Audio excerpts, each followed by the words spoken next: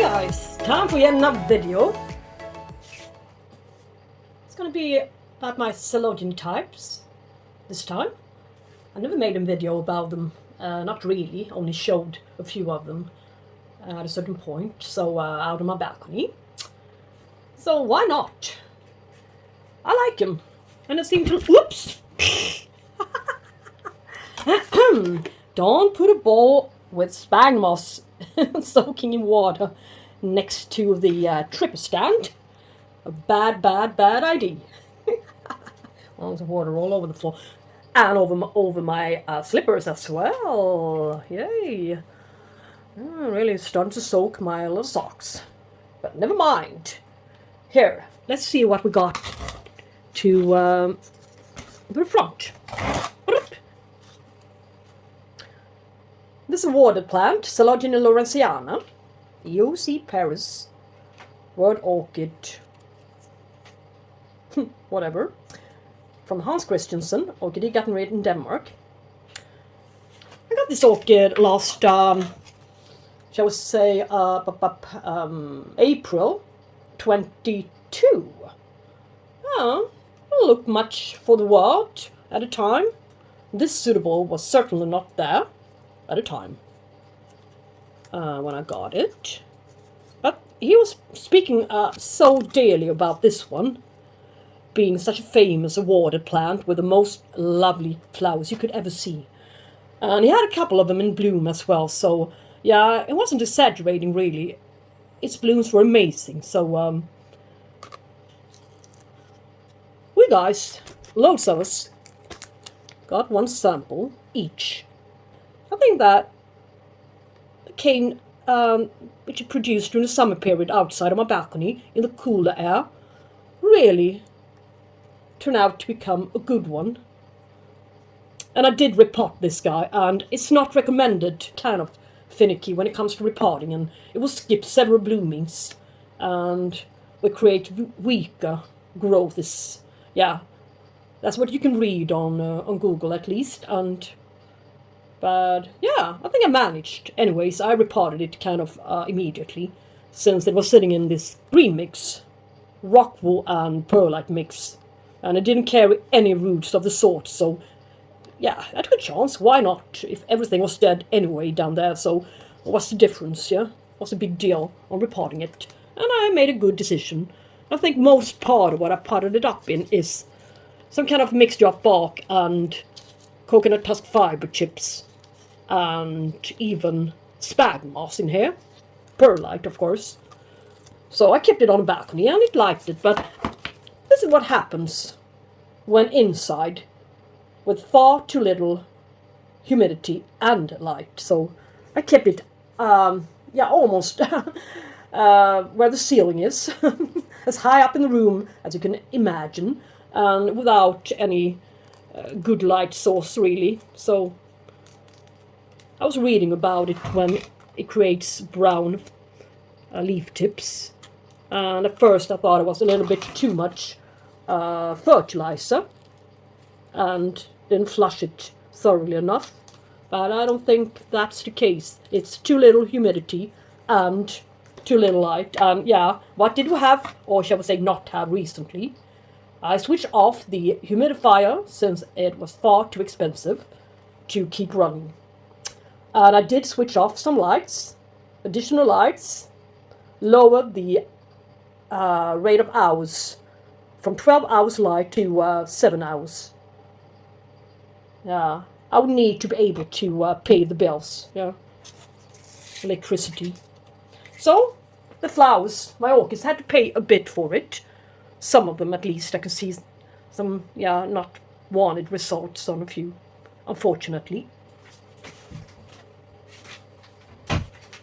So how do we solve this problem?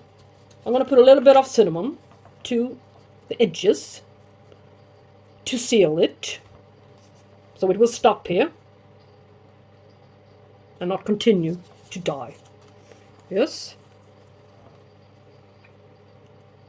And prevent some infections to be added. So it needs humidity. And it does need a little bit of moss to its newest roots, where they will soon emerge. So that's the maintenance I'm going to do of this guy today. And it's going to be kept inside the cultivation cabinet, hanging. I will adjust the plants in there a bit, but it needs its humidity. And I almost happened to forget this one, the only one in bloom. Can you imagine? The Cristata, Coelogyne cristata. She's in bloom. And I do believe she's creating yet another bloom spike. But I'm trying to break it as hard as I can, I think. But there will be flowers anyways, I think. Yes. So, this is it. Look at her. She's adorable. A lovely scent. Flowers are about 8 centimeters across here. The petals. Look at the lovely details.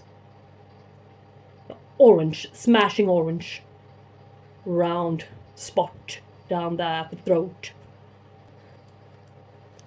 It's really, really beautiful details on her. Noticed them before. Yeah, so only 4 flowers, but it's that's what this gal gives us. I'm a little bit concerned about the leaves dropping all of the time, but it's a bit too hot for her in here.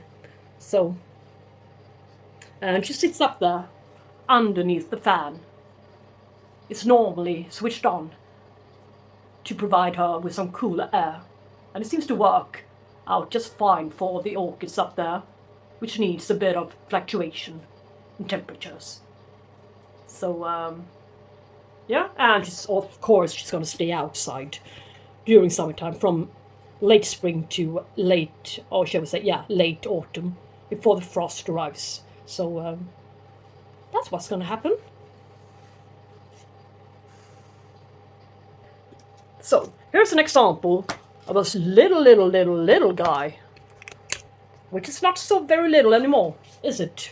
I think I got it 1 or 2 years, one year ago, from Schwerter, Coelogyne Usitana. Similar looking flowers, but I like these guys, yellowish with brown center. Really, really smashing. It's been kept in the cabinet with some live moss, chunky pieces of bark, and yeah, the same setup almost. That's the Lawrenceana. I always keep it moist. Oh, look how nice she really do look. Except for this leaf, but it's not the tip. I squeezed it. So, yeah, we can just cut it off, can we? So it looks tidier. So, I'll squeeze it between the sliding doors, yeah. Whoops. Anyways, now she's good to go, and I'm not going to do anything with her. She's kind of recently repotted, so look how well she's grown. She arrived with a leaf like this size leaf, and a little leaf down there. That's all she was. So this is great progress. So the high humidity is really, really great for these kinds of orchids. The bad part is that they will grow wide, and there won't be any space left for anything else in there. But yeah, during the summertime, I can bring them all outside, so it's okay. And here's another one. This one, I've been having this one since 2017, I think, from an eBay purchase. I'm not sure what the guy was called, the seller, but doesn't matter. He is blooming twice a year at least. Here's a bud. It doesn't matter how small-ish the canes are. It's able to produce spikes anyway from cane this small and flower from it. Here's the larger spike. It will create greenish, yellowish, whitish, citrusy, fragrant flowers. Well, maybe not the best light source, but Pholidota Chinensis, one of its flowers, on the spike. Starting to open. Typical Coelogyne type shaped flowers, only smaller and in a little cluster. She's not sitting in any kind of cabinet or high humidity, but maybe if she did, she would perform even better, but I'm not sure, and I don't have the space in there. So maybe one day there will be yet another cultivation cabinet in here. You may never know. This one is growing well in coconut husk fiber chips. You can barely see it down there, but I haven't been repotting this guy. I think once perhaps in all these years, and doesn't seem to bother. No ugly leaf tips, so the light source seems to be alright. And this one isn't a regular Coelogyne either. The tag was buried all the way down there. It's a Pholidota Chinensis. I don't know if I told you the name. But it's the same kind of genus, related genus, so this one seems to be a little bit more resilient than regular Coelogynes. I'm not sure. But it likes it in the heat. It doesn't require any nighttime temperature drop, fluctuation in temperature to flower. Maybe the flowering will be better if we have that kind of conditions, but I'm not sure. Here's also another Pholidota. It's a Hans Christiansen Orchidegartneriet purchase as well from April 22. Pholidota rubra. Yeah, she's been doing great out on balcony.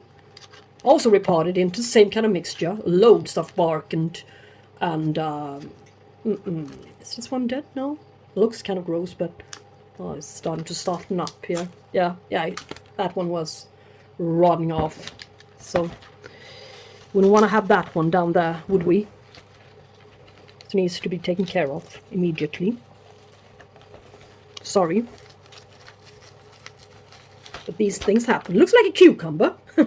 No, I'm not going to laugh, but it needs to be dealt with immediately when you see stuff like that.